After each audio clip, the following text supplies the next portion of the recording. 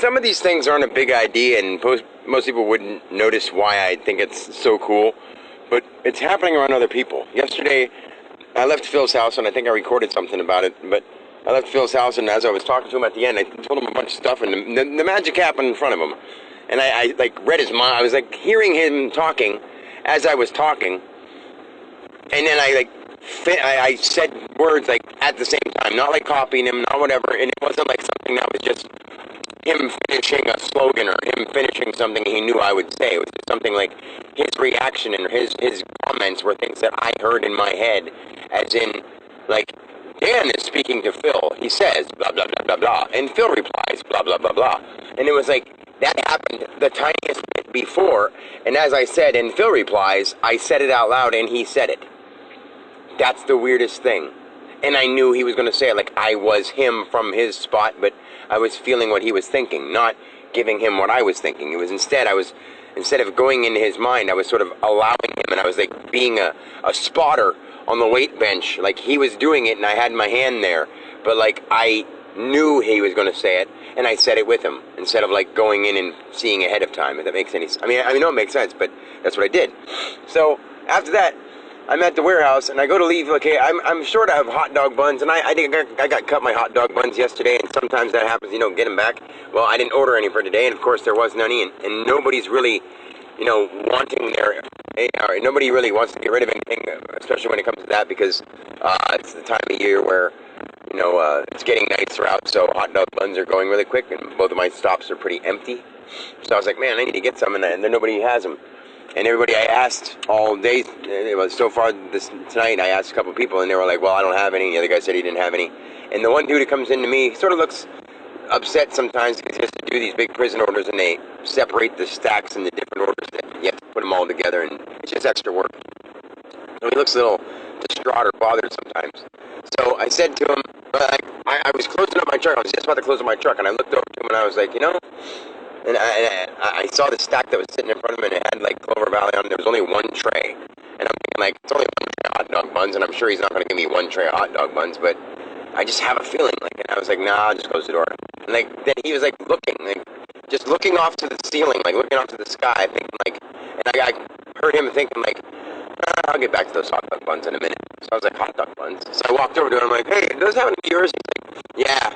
And I'm like, oh, well, I was just wondering if by any chance you had any hot dog buns, but I see you only have a tray. And he's like, actually, I have an extra tray right here, and I was just wondering to myself, where the hell did this come from, but I'll get to him later. And like, I heard that. So I walked over to him and asked him for the hot dog buns, knowing that he only had one tray, and I was there, seeing that he only had one tray, but I didn't, I was like, well, I might as well ask him. And then he didn't give me that tray, the one that I saw. He said, actually, and there was one buried under two stacks that I didn't see on the floor and out of my sight. And he said, actually, I have a tray right here that I didn't even know where it came from. I figured I'd get to it in a minute, but, you can have it. I was like, that's awesome, man. I was like, literally, I heard you. I heard you think that. And I was like, I know that sounds weird, but I'm sorry, but I heard you think that. And like, he must have really just been thinking it because his face lit up. Like, he knew that I wasn't joking. And I was like, dude, I don't know how to explain this to everybody, but it's happening with everybody. And I don't mean to sound weird, but I love you, man. I love you and you're alive and I'm alive and that's it. And you deserve to live as much as I do. Everything does. And now that I see that, now that I've been that, now that I am that, and when I say now, it's not like it changed any time in the last year or two. It's just amplified and amplified and amplified. And every moment of now is a new moment of, boy, I've won. Take it backwards. Now is... When now is over, you've won the moment. You've won the day. You've won the time. So it's like 1 second is one now. 1 second is one now. It's now 1 second. And 1 second is like SEC could be CES. So moment of time is CES. Try to figure out what that means, but I'll figure that out later. It's probably a cosmic, eternal second. Like a lifetime. A lifetime is one unit of life. One lifetime. So like, what is life? That's a unit of lifetime. Like, a second is a sec.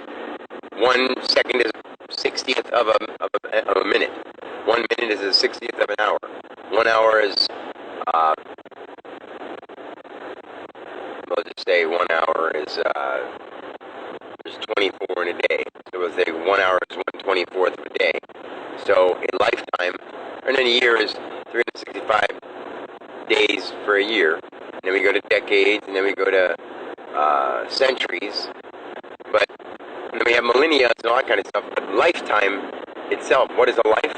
A life can be any number between 1 and 100. So that changes everything there too, because it can't be going by a normal scale of 1 through 10, and then on to the next 11 up to 20, and then the next 21 up to 30. And then it can't go to 100, and then 101 to 200, 201 to 300, and not to 1,000. Like 1,001 to 2,000. It can't go like that. This when it's a lifetime, and you can die anytime. It changes the variability a lot. So that also affects an echo. Everything, every moment is an echo, but usually at the end of a person's life, it sums up right there and it stops, because every moment of now updates until they think they're gone. So that person's life is summed up once they're gone.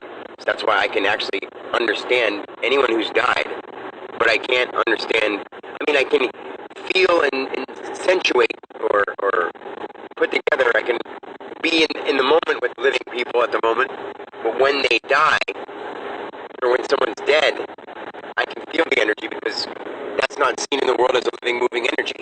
And I can see it as the energy. I can find it. I can talk to it. I can access it in another realm. Not here around everybody, but of course, it's a being of another realm. You can't, once you die here, you don't walk around here, or else everyone would be talking to their friends and family that died. And no one would be sad, and no one would learn.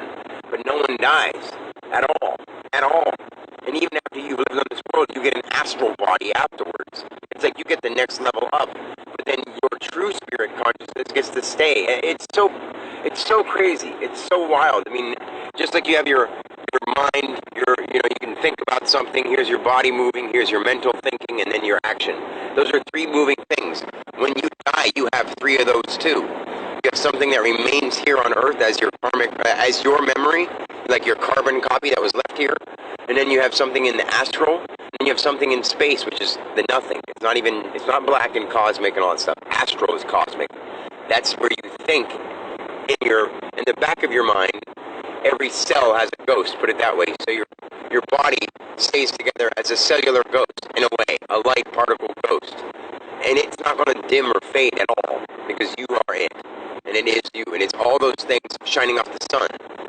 So you basically manipulated the airspace that occupied your body. And now that your body's gone, all that airspace that is now energetically woven and bound with your nature as you lived is still being able to move around with its own different ways of moving. Everything moves differently. Every thought projects astral bodies differently. Some astral bodies can only walk. Some are stuck. Some feel like they are missing loved ones.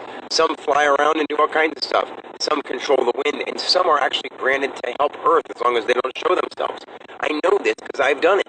So your astral body is just like when you die, your spirit in your body is what we call a spirit. It's like your soul sprout that grows in this akash. And when it grows, it dies when you die, and it separates. And you can actually use that to go farther. We call it our higher self. It's actually your astral body. Your mental body is what puts memory into your astral body when you die. So if you include things into your mind, there's always the subconscious stuff too, but if you spend your life being rude and crazy to people, that's why you remember it after this lifetime. And that's why you actually still get another spirit particle to start another lifetime. Because your astral body almost disconnects from who you are, but then you get to watch it and see it as an emotional correspondence to what you've done. So you're like, oh my God, I can't believe I've done that. And it's like that astral body stays back, and you get a new spirit particle to a new body. So then you start experiencing again from a new body, from your original soil material when you come out. But your spirit material is learning through light and through astral, the astral body, the astral world, going through those densities. And while it's doing that, there's also, I lost my spot, I'm driving, oh man, I'll listen to this and I'll catch my spot, but I just wanted to keep that for now. So much magic stuff is happening in my life, it's just crazy. So, I love you guys, and I will talk to you later. Have a very, very